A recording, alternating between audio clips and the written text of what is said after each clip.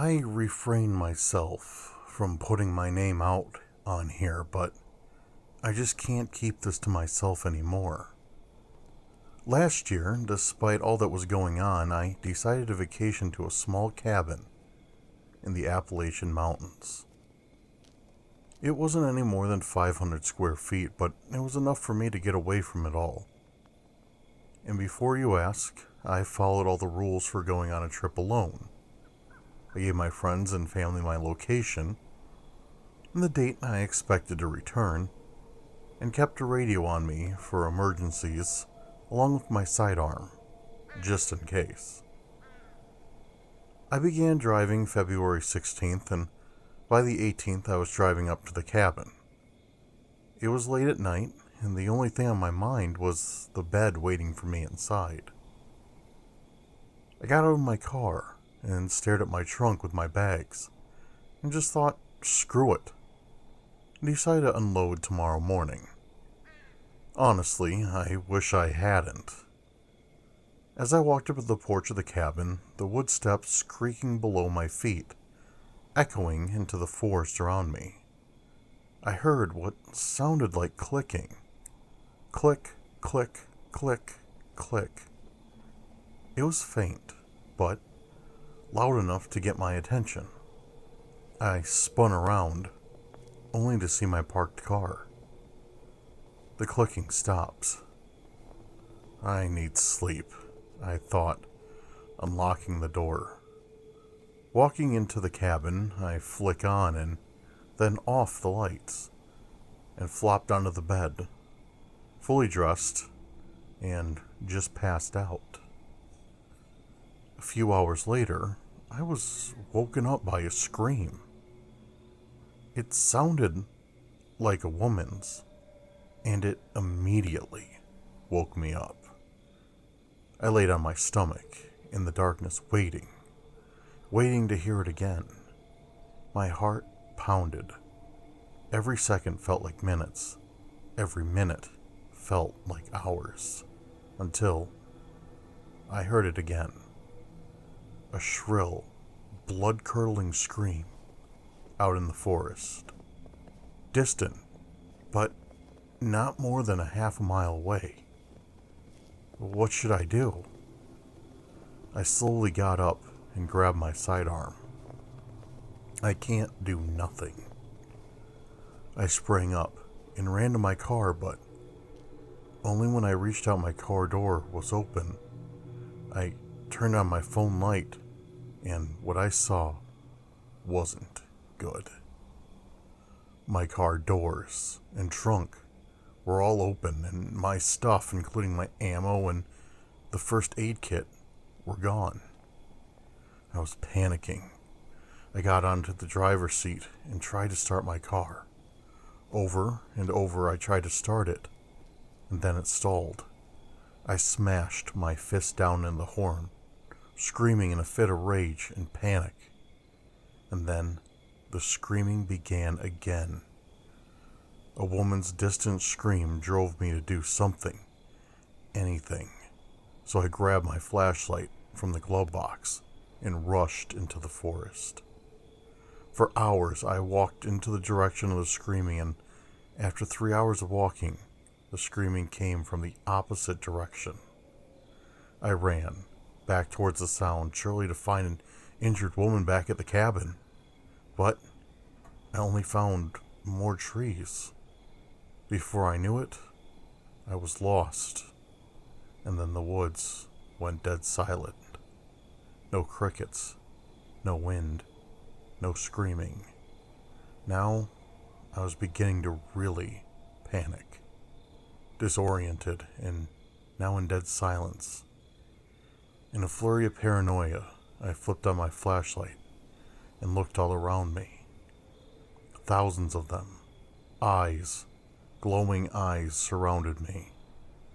I then remembered my old ranger training, and I immediately leaned my head to one side and began running. I figured my equilibrium was off for some reason, and then I realized it was them. Whatever those eyes belonged to, there wasn't any woman. It was all them. I ran as fast as I could. I heard them following me, the fleshy tapping of feet, the knocking of hooves, the flapping of wings, all behind me. Soon, I reached a river, and then I began sprinting hard. My lungs were on fire. My heart was about to burst. I ran for what felt like hours, and suddenly I stumbled upon a small town. Lights and a small gas station were my salvation. I ran into the streetlights and turned around to the woods with my gun and flashlight on the forest. The eyes just sat at the edge of the forest, staring at me. I backed up to the pump of the gas station and sat there, staring at them too, until eventually the sun came up.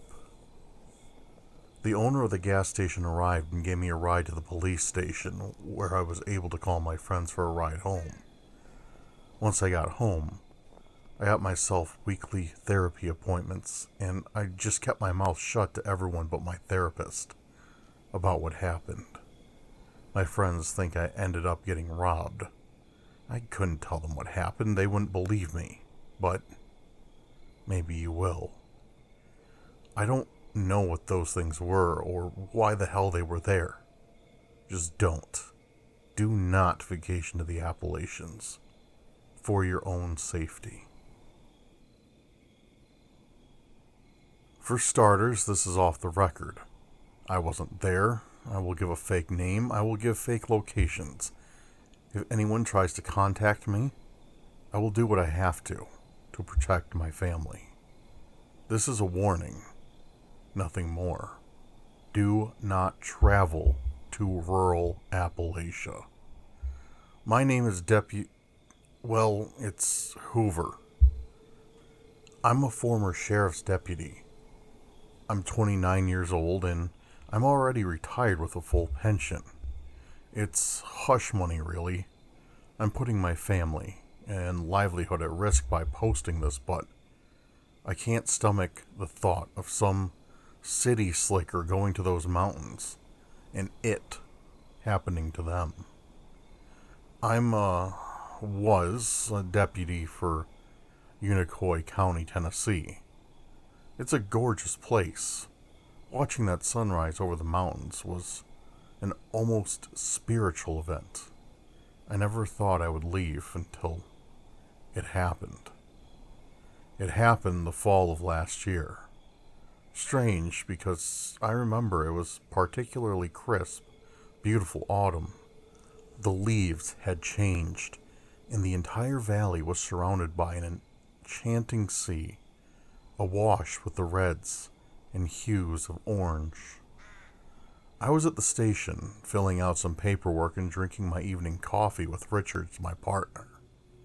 He was a good guy, new in town as he and his family had just moved from Montgomery, and I took him under my wing. He was kind of a deputy who stuck his neck out for you. He didn't mind putting in the extra hours so you could leave early. He was my best friend. Around 7, we got a call for a 130 code. Code for a dead body up in the mountain in a campsite. That's not particularly surprising. Unicoi is well known for its population of bears and bobcats. It typically would happen once or twice a year that some hotshot yuppie would come in with 10 grand worth of equipment and get mauled by a predator while cooking.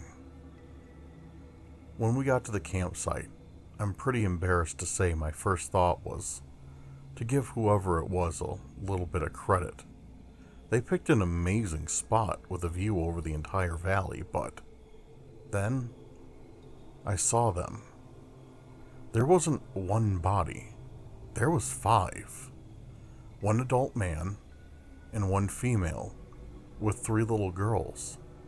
The man was leaned up against a tree next to their tent. His head was so slashed to hell, I could see chunks of skull jutting out of the mound that was his face.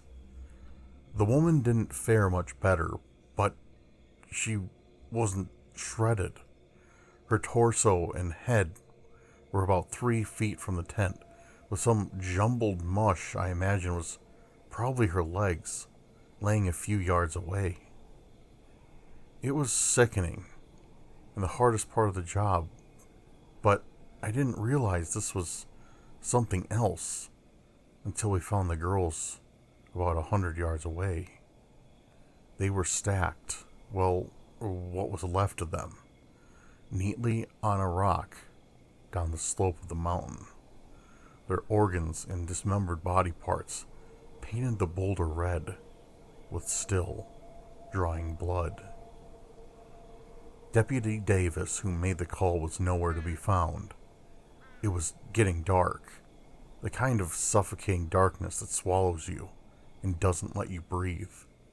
What, or whoever did this, was still out here. I told Richards we needed to get back to the truck and call in backup and a rescue team to look for Davis. As Richards and I started back up the slope, I saw it. Sitting on a branch of an old oak tree near him was a woman, or what I thought was a woman, with gray, cold skin and a sinister, crooked smile.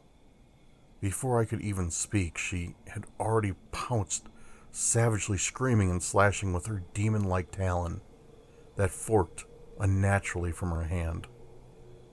I drew my service pistol and fired 8 times in a tight cluster in her side.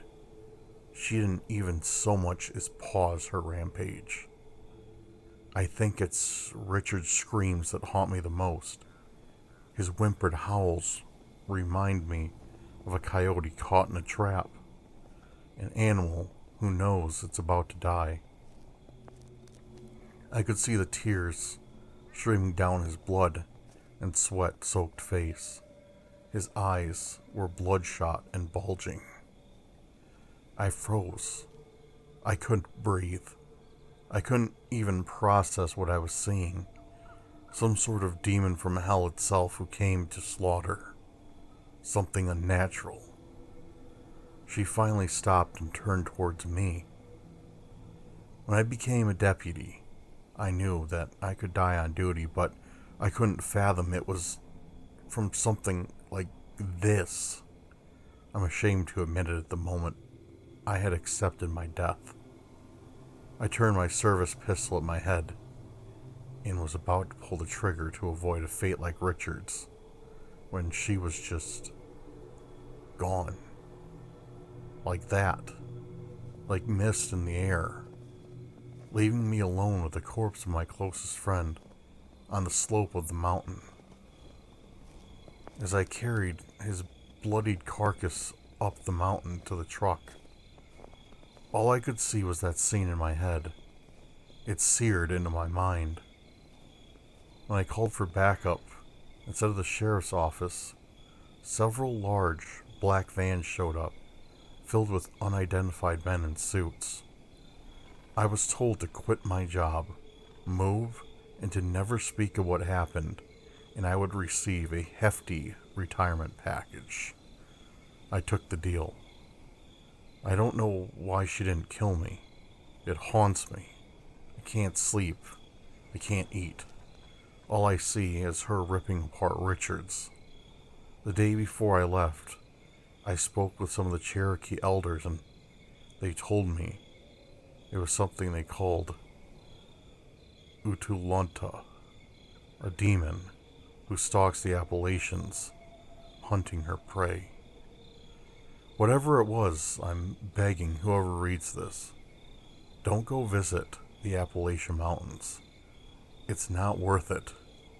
Don't let her get you too.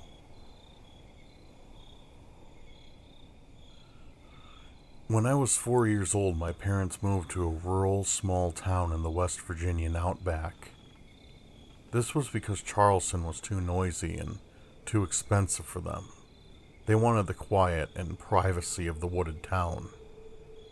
I'm not going to say the name of the town here so you don't go and bother the people who live there. Our new house was a 2-story house with 4 bedrooms. Two of the bedrooms were going to be converted into an office and playroom. My parents both worked at home, so an office space for them was going to be very useful. And the playroom was for me to have all my toys and not bother to clean them up when I was done. I loved our house. There was nothing wrong with the house, and in fact, it was the only place where I felt safe in that town.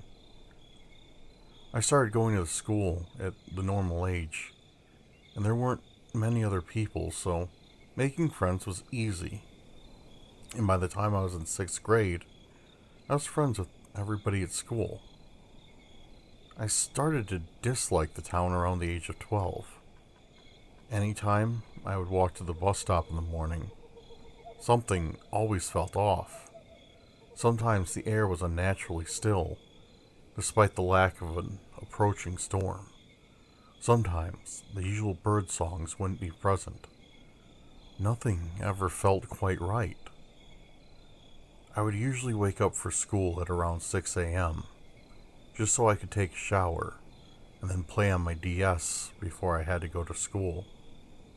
My bus would arrive at around 8:15, so I liked that extra time to myself. One day, however, I lost track of time and realized that I missed the bus and school started at 9, so no big deal. It wouldn't take me all too long to walk there. It was only a mile away. When I left the house that day, I once again felt the unease that I usually would whenever waiting for the bus in the morning. I brushed it off and began to walk. I distinctly remember it being silent and still that day. Although the town was tiny, you'd usually see people driving at that time in the morning, but the roads were empty. Not even any kids walking to school. The walk felt like it took an eternity. I felt like something had been watching me that day, even when I was in school. I decided to sit away from the windows that day. That didn't help to shake the feeling, though. After school, when I was waiting outside the school for my bus to arrive, I knew that something was watching me. It wasn't just a feeling anymore. It's like my mind was screaming at me to run, that whatever it was getting closer. Just then, I saw it. As one of the bus passed, I saw something that definitely wasn't human on the bus. Its skin was pitch black. It had white dots as eyes, and it watched me through the back window as the bus drove off. I was paralyzed with fear. I snapped back into reality when my bus driver hollered at me to get on. That night, I couldn't sleep. I could only think about what I saw on that bus in the morning. I decided to tell my parents that I felt sick and I didn't want to go to school. They gave me a look like they knew I was lying, but they let me stay home anyways, since I had all A's. All day, all I could think about was that thing. However, I didn't see it again until a few years later. It was late December, and the last day of school before the Christmas break. And in all my classes, we just watched movies. I sat near a window, and I looked out at the falling snow and saw it. About 10 feet away from the window, staring at me. All of a sudden, I remember what I had seen a couple of years ago. I don't know how long I stared, but after what seemed like an eternity, it turned and walked away in the snow. I got a better look at it this time. Its arms were nearly to the ground, and its legs were always bent. It had a very noticeable slouch, and it was, I guessed, 7 to 8 feet tall. I was terrified when I got home that day. My mind raced with questions. What was it? Why was it following me? When I walked through the doors that day, my mom immediately hugged me and made sure I was okay. I was extremely confused, and when I asked what was going on, they showed me what was being talked about on the local news. A 13-year-old kid had just been found dead on a small road in the town. He had been mauled by something. Although they didn't show any pictures for obvious reasons, police were saying it was most likely a bear. When I heard this, my stomach sank. I immediately jumped to the thought that it was whatever had been watching me that day. My mom must have seen my pale face because she reassured me that everything was fine and that the police would deal with it properly. I wanted to believe her, but I just couldn't. How were the police gonna catch that monster? And if I even went so far as to tell the police what I saw, would they believe me? I went up to my room and I turned on Cartoon Network to try and calm myself down, but it didn't work. I eventually panicked myself to sleep. I woke up in the middle of the night and Adult Swim was playing American Dad reruns. As I decided to go get some water from the kitchen. As I descended the stairs, I looked out the back porch window at the bottom of the stairs. And right there, staring in through the window, was the monster. I instinctively ducked back up on the stairs and peeked out to see if it had noticed me. It didn't seem like it did, because it was scanning back and forth, as if looking for me. My dad had a gun in his room, so being the stupid kid I was, I thought the best idea was to shoot it with the said gun. I snuck into my parents' room and I found the hiding spot for the pistol. I made sure it was loaded, which it was, and I crept back down the stairs. I peeked out towards the back door again, and it was gone. I slowly made my way into the kitchen, and I hid under the table, looking through all the windows to see if I could see it. Just then, I heard the front door open. I saw it slowly shamble as the door swung open. It walked around. I assumed it was looking for me. I walked up the stairs and I heard my parents' door opening, my hands trembling as I slowly got out from under the table. I made my way over to the stairs. My parents' door was wide open. I saw the black against the dark blue in there. I knew that was it. I pointed the gun up the stairs, and I pulled the trigger. Nothing happened, because the safety was on. All that I accomplished was that it noticed me. I saw it turn towards me. The white dots pierced into me. I fumbled the gun, trying to turn the safety off. When I got it off, I looked back up, and the door was closed.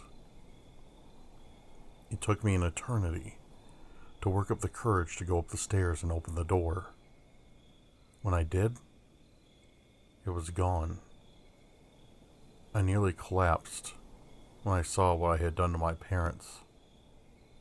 I'll spare the details here because they still haunt me to this day. In short, it looked a lot like a bear attack. So, if you want a good idea of what their corpses look like, just Google it. I was only 16 at the time and I had no job. I didn't want to be put in foster care and then become homeless, but I had no other choice than to call the police. When they arrived, they asked me questions because they found me clutching a gun in my parents' room. They ruled me out as a suspect, and like I guessed, sent me to the foster care system. Luckily, I was adopted by people who only wanted older kids so they could give them a nice home. That was only 4 years ago, so the memories are still fresh in my head. I live in South Carolina now because my new family wanted to move me away from the place that was giving me so many bad memories. I can't ever thank them enough for taking me in. Since that day, I haven't seen the thing since. I hope that by this point, someone was able to kill it. If not, well, we all know the answer to that.